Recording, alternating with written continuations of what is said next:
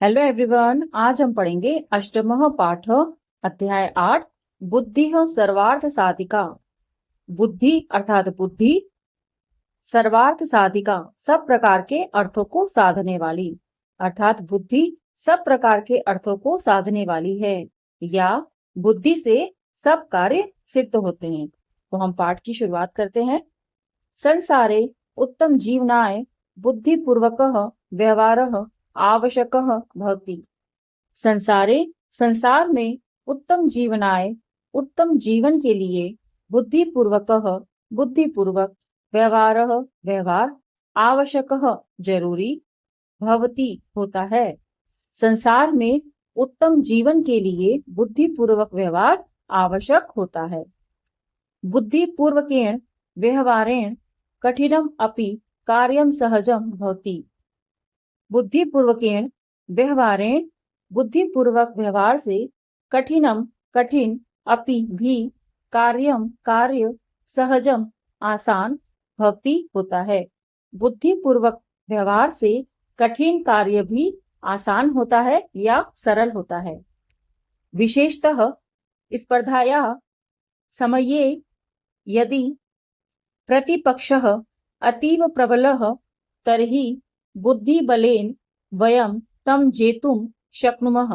विशेषतः विशेष रूप से या मुख्य रूप से स्पर्धायाः प्रतियोगिता के समय में यदि अगर प्रतिपक्षः अर्थात विपरीत दल या विरोधी पक्ष अतीव प्रबलः अत्यधिक रूप से शक्तिशाली तर्हि तो बुद्धिबलेन बुद्धि के बल से वयम हम तम उसे जेतुम शक्नुमः जीत सकते हैं। मुख्य रूप से प्रतियोगिता के समय यदि प्रतिपक्ष दल अर्थात विरोधी पक्ष अत्यधिक रूप से प्रबल है, अत्यधिक रूप से बलवान है, तो बुद्धि के बल से हम उसे जीत सकते हैं। शरीर बलात् बुद्धि बलस्य महत्वं कथम अधिकम इति एषा कथा प्रतिपाद्यति। शरीर बलात् शरीर बल से, बुद्धि बलस्य बुद्धि बल का, महत्व कथम कैसे, अधिकम अधिक, इति इस प्रकार, एषा यह, कथा प्रतिपाद्यति बताती है।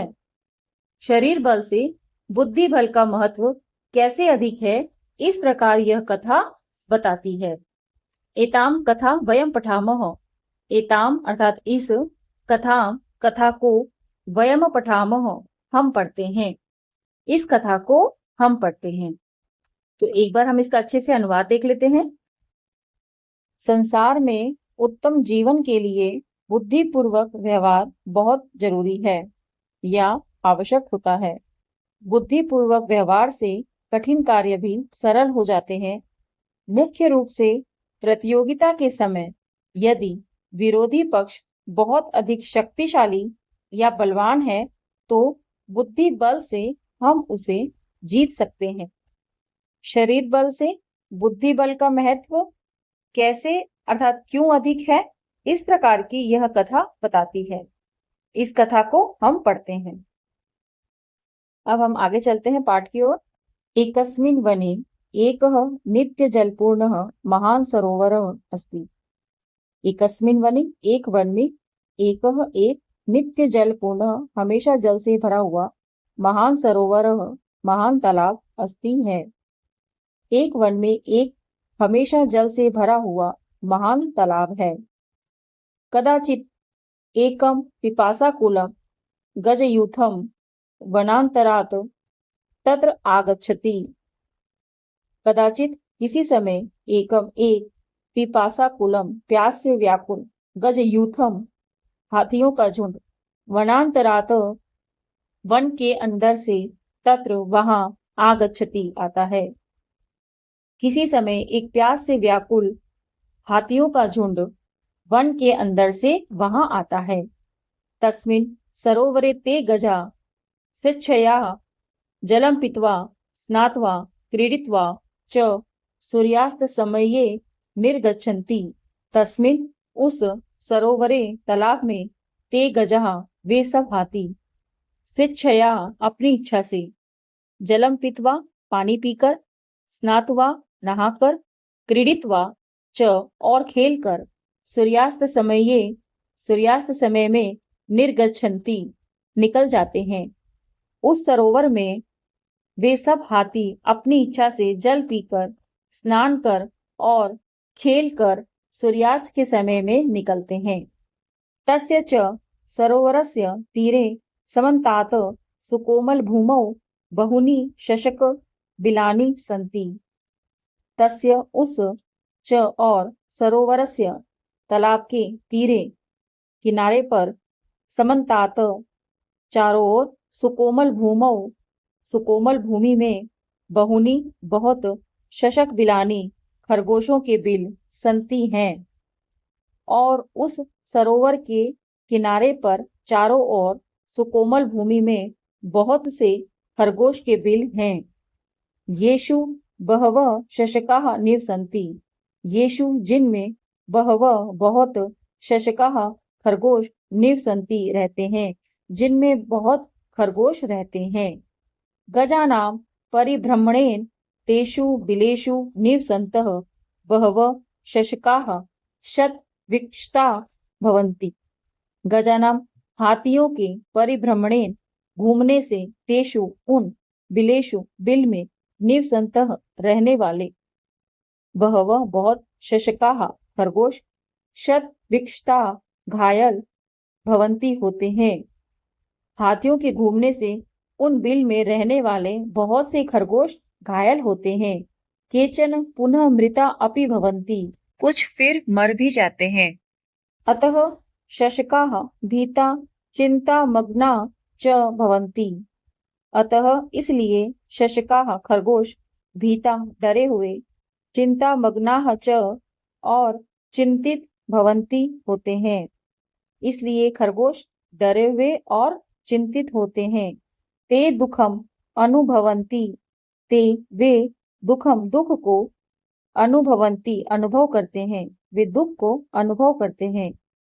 स्वरक्षार्थम च ते उपायम चिंतयति, स्वरक्षार्थम अपनी रक्षा के लिए, च और ते वे उपायम उपाय को, चिंतयति सोचते हैं, अपनी रक्षा के लिए वे उपाय को सोचते हैं। तो आइए एक बार इसका अच्छे से अनुवाद देख लेते हैं। एक वन में एक हमेशा जल से भरा महान तालाब है। किसी समय एक प्यास से व्याकुल हाथियों का समूह वन के अंदर से वहां आता है। उस तालाब में सभी हाथी अपनी इच्छा से पानी पीकर, स्नान करके या नहाकर और खेलकर सूर्यास्त के समय निकलते हैं। और उस सरोवर के किनारे पर चारों ओर सुकोमल भूमि में बहुत से खरगोशों के बिल हैं, जिनमें बहुत से खरगोश रहते हैं। हाथियों के घूमने से उन बिलों में रहने वाले खरगोश घायल होते हैं और कुछ मर भी जाते हैं। इसलिए खरगोश भयभीत और चिंतित होते हैं। वे दुख को अनुभव करते हैं और अपनी रक्षा के लिए वे उपाय सोचते हैं। तो आगे चलते हैं पाठ की तरफ। एकस्मिन् दिने सायंकाले तेषां शशकानां सभा भवति। एकस्मिन् एक दिने दिन में, सायंकाले शाम के समय, तेषां उन शशकानां खरगोशों की सभा भवति होती है। एक दिन शाम के समय उन खरगोशों की सभा होती है। सर्वे शशकाः स्वमतं प्रकाशयन्ति। सर्वे सभी शशकाः खरगोश स्वमतम अपने विचार प्रकाशयन्ति प्रकट करते हैं। सभी खरगोश अपने विचार को प्रकट करते हैं। परम ते समाधानम न प्राप्नुवन्ति। परम अर्थात लेकिन, ते अर्थात वे, समाधानम समाधान को, न नहीं, प्राप्नुवन्ति प्राप्त करते हैं, लेकिन वे समाधान को प्राप्त नहीं करते हैं। अन्ते शशकः राज वदति। अन्ते अंत में शशकः राज खरगोशों का राजा वदति कहता है। अंत में खरगोशों का राजा कहता है। अहमेव उपायम चिंतयामि। अहमेव मैं ही उपायम उपाय को चिंतयामि सोचता हूँ। मैं ही उपाय को सोचता हूँ। अधुना वयम सर्वे स्वगृहम गच्छामः। अधुना अभी या इस समय वयम हम सर्वे सभी स्वगृहम अपने घर को गच्छामः जाते हैं। अब या इस समय हम सभी अपने घर को जाते हैं। अन्यस्मिन् दिवसे रात्रौ सः शशकराजः युद्धाधिपस्य गजराजस्य समीपम गच्छति। अन्यस्मिन् दूसरे दिवसे दिन में रात्रौ रात को सह वह शशकराज खरगोशों का राजा युद्धाधिपस्य झुंड के स्वामी गजराजस्य हाथियों के राजा के समीपम पास गच्छति जाता है। दूसरे दिन में रात को वह खरगोशों का राजा झुंड के स्वामी हाथियों के राजा के समीपम अर्थात पास गच्छति जाता है। सह गजराजम कथयति। सह वह गजराजम हाथियों के राजा को कथयति कहता है। वह हाथियों के राजा को कहता है, हे गजराज, हे हाथियों के राजा या हे गजराज, एषः सरोवरः चंद्रस्य वासस्थानम अस्ति। एषः यह सरोवरः अर्थात तालाब चंद्रस्य चंद्रमा का वासस्थानम रहने का स्थान अस्ति है। यह तालाब चंद्रमा का निवास स्थान है। वयम शशकाः तस्य प्रजाः स्मः। वयम हम सब शशकाः खरगोश तस्य उसकी प्रजाः प्रजा स्मः है। हम सब खरगोश उसकी प्रजा है। अतएव सः शशांकः इति नामना प्रसिद्धः। अत इसलिए एव ही इसलिए ही सह वह शशांकः शशांकः अर्थात चंद्रमा इति इस प्रकार नामना नाम से प्रसिद्ध है। इसलिए ही वह शशांक नाम से प्रसिद्ध है या इसलिए चंद्रमा इस प्रकार के नाम से प्रसिद्ध है। यदा शशकाः जीवन्ति तदा एव चंद्रः प्रसन्नः भवति। यदा जब शशकाः खरगोश जीवन्ति जीते हैं तदा तब एव ही तब ही चंद्रः चंद्रमा प्रसन्न भवति होते हैं। जब खरगोश जीते हैं तब ही चंद्रमा प्रसन्न होते हैं। तो एक बार हम इसका फिर से अर्थ देख लेते हैं। दूसरे दिन में रात को वह खरगोशों का राजा झुंड के स्वामी हाथियों के राजा के पास जाता है। वह हाथियों के राजा को कहता है, हे गजराज, यह तालाब चंद्रमा का निवास स्थान है। हम सभी खरगोश उसकी प्रजा हैं। इसलिए वह शशांक अर्थात चंद्रमा नाम से प्रसिद्ध है। जब खरगोश जीवित रहते हैं तब ही चंद्रमा प्रसन्न होता है। अब आगे चलते हैं। गजराज पृच्छति। हाथियों का राजा पूछता है, कथम अहम विश्वासम करोमि। कथम कैसे, अहम मैं, विश्वासम विश्वास, करोमि करूं, कैसे मैं विश्वास करूं या मैं कैसे विश्वास करूं। किम सत्यमेव चंद्रः सरोवरे तिष्ठति। किम अर्थात क्या, सत्यमेव सच में ही, चंद्रमा सरोवरे तालाब में तिष्ठति रहता है। क्या सच में ही चंद्रमा सरोवर में रहता है। यदि सरोवरः चंद्रदेवस्य वासस्थानम तर्हि तत् प्रदर्शयतु। यदि अगर सरोवरः तालाब चंद्रदेवस्य चंद्रदेवता का वासस्थानम निवास स्थान है तर्हि तो तत् वह प्रदर्शयतु दिखाइए। अगर तालाब चंद्र देवता का निवास स्थान है तो वह दिखाइए। शशकः कथयति, खरगोश कहता है, आम चंद्रस्य दर्शनाय आवाम अधुना एव सरोवरम पति चलावह। अर्थात हाँ, चंद्रस्य चंद्रमा के दर्शनाय दर्शन के लिए आवाम हम दोनों अधुना इसी समय एव ही सरोवरम तालाब की प्रति और चलावह चलते हैं। हाँ, चंद्रमा के दर्शन के लिए हम दोनों अभी या इसी समय ही तालाब की ओर चलते हैं। एक बार फिर से इसका अर्थ देख लेते हैं। हाथियों का राजा पूछता है, कैसे मैं विश्वास करूं? क्या सच में ही चंद्रमा तालाब में रहता है? अगर तालाब चंद्र देवता का निवास स्थान है तो वह दिखाओ या दिखाइए। खरगोश कहता है, हाँ, चंद्रमा के दर्शन के लिए हम दोनों अभी ही तालाब की ओर चलते हैं। गजराजः शशकराजेन सह सरोवरस्य समीपम गच्छति। गजराजः हाथियों का राजा, शशकराजेन खरगोश के राजा के सह साथ सरोवरस्य तालाब के समीपम पास गच्छति जाता है। हाथियों का राजा खरगोश के राजा के साथ तालाब के समीप या तालाब के पास जाता है।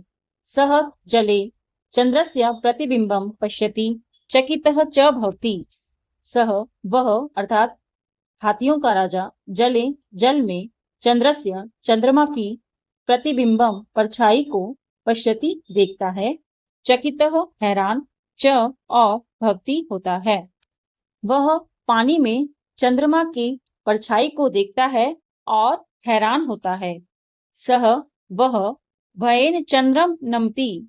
सह वह भयेन डर से चंद्रमा को नमति अर्थात नमस्कार करता है। वह डर से चंद्रमा को नमस्कार करता है। ततः सह गजयुथेन सह अन्यत्र गच्छति। ततः फिर सह वह गजयुथेन हाथियों के समूह के सह साथ अन्यत्र दूसरी जगह गच्छति जाता है। फिर वह हाथियों के झुंड के साथ दूसरी जगह जाता है। सह गजयुथः पुनः कदापि तस्य सरोवरस्य समीपम न आगच्छति। सह अर्थात वह गजयुथः हाथियों का झुंड पुनः दोबारा कदापि कभी भी तस्य उस सरोवरस्य तालाब के समीपम पास नहीं आगच्छति आता है। वह हाथियों का झुंड दोबारा कभी भी उस तालाब के समीप नहीं आता है। शशकाः तत्र सुखेन तिष्ठन्ति। शशकाः अर्थात खरगोश तत्र वहां सुखेन सुख से तिष्ठन्ति रहते हैं। खरगोश वहां सुख से रहते हैं। सत्यम एव उक्तम। सत्यम अर्थात सच में, एव ही उक्तम कहा है, सच में ही कहा है। बुद्धि सर्वार्थ साधिका। बुद्धि अर्थात बुद्धि से सभी कार्य सिद्ध होते हैं। तो एक बार हम इसका फिर से अनुवाद देख लेते हैं। हाथियों का राजा खरगोश के राजा के साथ तालाब के पास जाता है। वह पानी में चंद्रमा की परछाई को देखता है और हैरान होता है। वह डर से अर्थात गजराज चंद्रमा को नमस्कार करता है। फिर वह हाथियों के झुंड के साथ दूसरी जगह जाता है। वह हाथियों का समूह दोबारा कभी भी उस सरोवर के पास नहीं आता है। खरगोश वहां सुख से रहते हैं। सच ही कहा गया है, बुद्धि से सब कार्य सिद्ध होते हैं। तो ये था हमारा अष्टम पाठ अध्याय 8 बुद्धि सर्वार्थ साधिका का हिंदी अनुवाद। इसके नेक्स्ट वीडियो में हम इसके अभ्यास कार्य को करेंगे। अगर आपको ये वीडियो पसंद आया हो तो प्लीज लाइक करें, चैनल को सब्सक्राइब करें। Thank you, bye.